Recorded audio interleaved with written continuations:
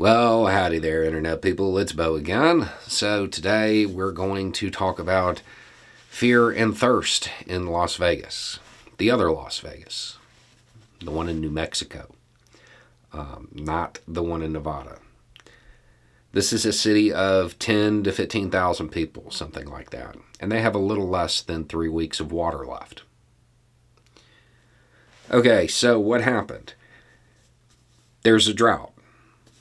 Okay, there's a drought, and then there's a fire. The fire charred, I want to say 340,000 acres, something like that. Big fire. Then there's a monsoon, which is good because of the drought. However, have you ever put out a campfire with water? That gray sludge that's created, same thing happened. That flowed heavily into one of the city's 2 reservoirs, rendering one just apparently completely useless. It can't filter it. So this limited their water supply heavily. They've been trying to conserve, enacting measures even beyond the normal drought restrictions, but that only goes so far. Now, on top of the issue they have with being down a reservoir and it being unable to filter this water, there's also the issue of when you're trying to disinfect water, you use a lot of chlorine.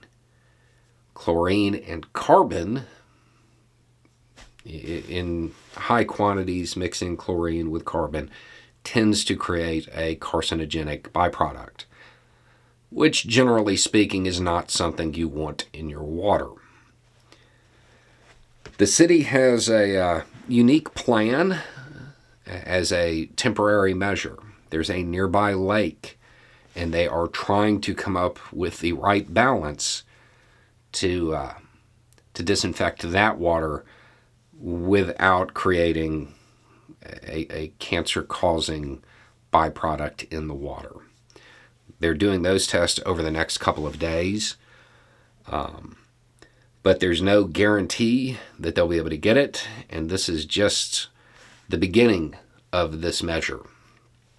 If they can figure out how to do it, then they have to work out the logistics for distributing it and getting it where it needs to be. The solution here, as is the case in a whole lot of places in the United States, is upgraded infrastructure, particularly with water. This is going to be an ongoing problem in the United States, and it's going to show up in a bunch of weird ways. The infrastructure in the U.S., when it comes to distributing water, it isn't up to the task. So anything that stresses it will cause it to fail, which is what's happening here. If they can make this work with the lake, it'll buy them a couple of months. And hopefully during that period they can come up with some more permanent solution. If this doesn't work,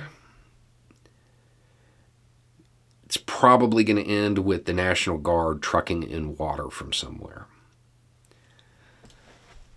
When you hear politicians push back on infrastructure spending, this is the result. This is what happens. There is a lot of basic infrastructure in the United States that is crumbling. Any stress will cause it to fail. We're seeing it all over the country. And it's probably time for citizens to understand that sometimes the biggest hurdle to overcome are the local politicians or the state level politicians who don't want to invest in the communities. Anyway, it's just a thought. Y'all have a good day.